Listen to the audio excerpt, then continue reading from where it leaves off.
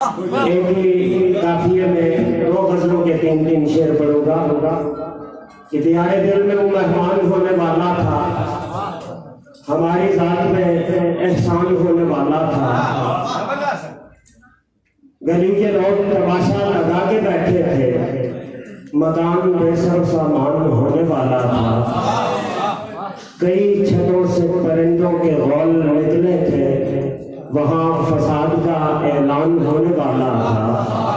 वहाँ फसाद का ऐलान होने वाला था। बड़े गुरूर से मिलता रहा वो लोगों से, जो शख्स शाह का दरबान होने वाला था, जो शख्स शाह का दरबान होने वाला था। ये मैं करके जाऊंगा इंशाल्लाह। पंजाबी बस्ती में वो मेहमान नजर आता है, पंजाबी बस्ती में वो मेहमान नजर आता है, गांव का गांव परेशान नजर आता है। पंजाबी बस्ती में वो मेहमान नजर आता है, गांव का गांव परेशान नजर आता है।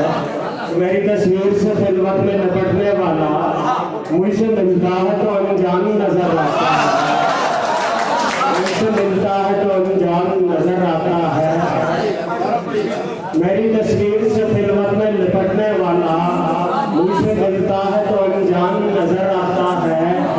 दिल मोहब्बत भी गिरेबान कई चाक हुए, दिल मोहब्बत भी गिरेबान कई चाक हुए।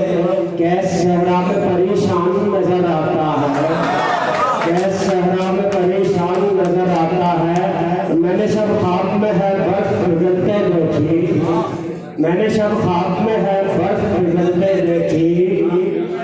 अब मुझे वस्ल का इम्कान नजर आता है, अब मुझे वस्ल का इम्कान नजर आता है।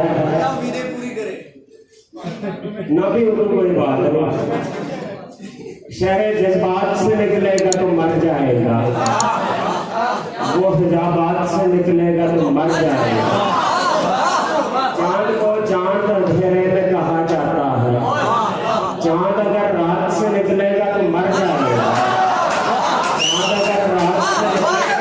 बहुत शुक्रिया आपकी मोहब्बतों का कि चांद को चांद अंधेरे में कहा जाता है, चांद अगर रात से निकलेगा तो मर जाएगा।